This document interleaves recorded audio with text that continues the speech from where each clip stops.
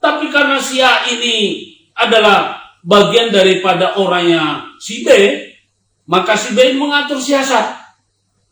Sudah ada yang mati. Kalau tidak ada pembunuh, ya pasti akhirnya ketemu juga si A. Lalu dibuatlah rekayasa. Bagaimana rekayasa itu sehebat mungkin supaya yang terjadi adalah si C ini bisa menjadi pelaku. Ya, kita pernah menemukan beberapa kejadian seperti yang masih mungkin beberapa tahun yang lalu namanya Rian. Dia adalah pembunuh yang telah membunuh beberapa orang. Kemudian oleh kepolisian telah memproses, oleh peradilan telah memproses orang lain. 2 orang itu sudah dipenjara, sudah dijatuhi penjara berapa tahun itu.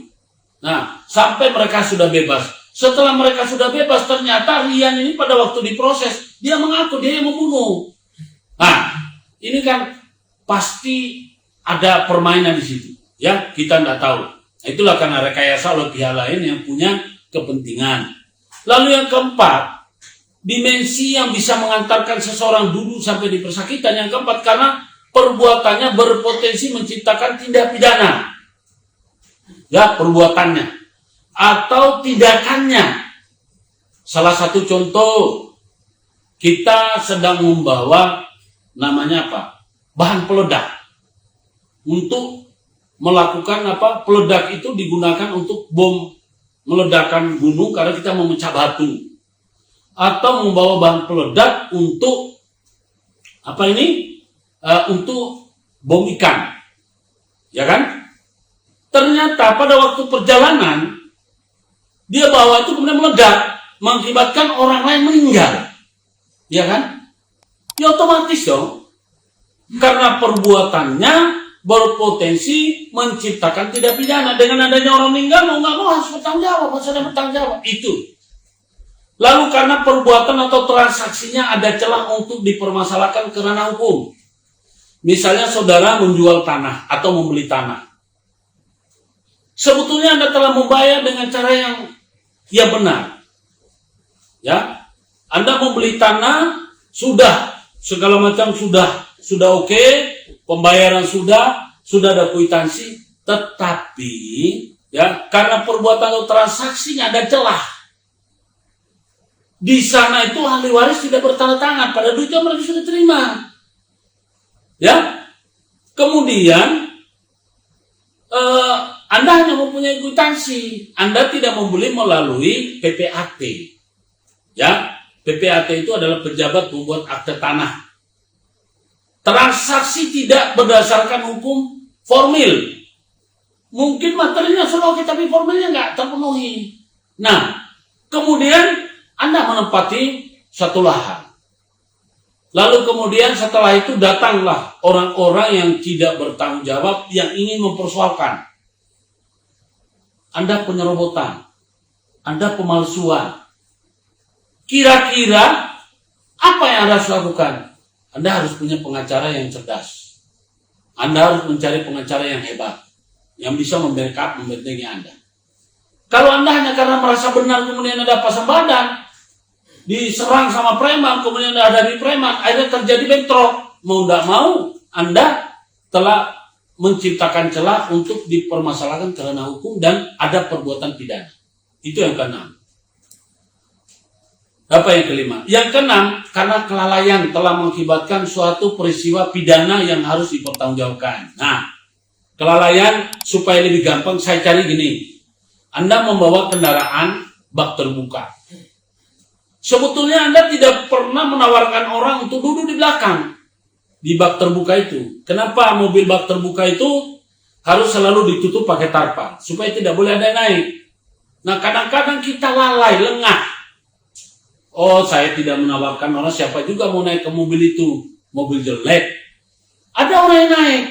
Biasa anak-anak yang mungkin anak-anak yang seperti saya dulu masih kanak-kanak, sering juga naik mobil, senang gitu ikut-ikut mobil yang kosong, ya, truk bak terbuka ataupun mobil-mobil open terbuka.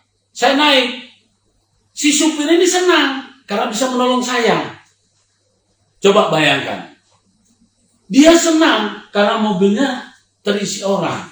daripada diisi anginnya. Ternyata orang atau siapapun yang naik di mobil itu mengalami apa ini? Kematian. Apakah dia mati karena serangan jantung? Terlebih-lebih dia terpleset, jatuh, mati. Siapa yang kira-kira harus bertanggung jawab? Ya tentu supir. Itulah namanya kulfa, kelalaian. Atau dia lagi bawa mobil, bawa motor, kemudian tiba-tiba ada orang lari datang nubruk. Tidak ada niat untuk menubruk orang. Orang yang menubruk, orang itu sendiri yang menubruk. Ini menjadi apa ya? Itu jadi namanya apa? Kelalaian, kulfa, istilah hukum. Jadi bapak-bapak, rekan sejawat, masyarakat seluruh Indonesia, jangan pernah berpikir bahwa hukum itu sederhana. Tidak. Mari kita belajar hukum. Mari kita berhukum dengan baik. Jangan Anda istilahnya acuh. Ini yang membuat saya merasa terpanggil untuk setiap hari memberikan edukasi. Karena tentu saja edukasi yang saya berikan ini bukan berangkat dari karena saya pintar di sekolah atau di kampus, bukan. Saya ini belajar dari pengalaman karena saya dulu mantan salesman door to door, Pak. Ya, saya menjadi salesman door to door, kemudian menjadi supervisor, menjadi manajer. Saya menjadi salesman terbaik seluruh Indonesia. Saya menjadi leader terbaik seluruh Indonesia. Saya menjadi supervisor terbaik seluruh Indonesia. Karena otak saya jalan. Kemudian jadi manajer, saya juga menjadi manajer terbaik seluruh Indonesia. Gak pernah ada yang kalahkan saya berkompetisi. Belajar dari situ saya mengerti tentang tata kehidupan manusia. Saya belajar watak, saya belajar karakter. Sehingga mempelajari hukum bagi saya tidak sulit. Tinggal saya bicara masalah hukum privat, hukum publik. Ya, namanya formil dan material. Pasal gampang dipelajari. Tetapi formil dan material, mana yang dibilang formil, mana yang dibilang material. Kemudian perdata dan pidana. Gampang. Sebetulnya Anda bisa belajar.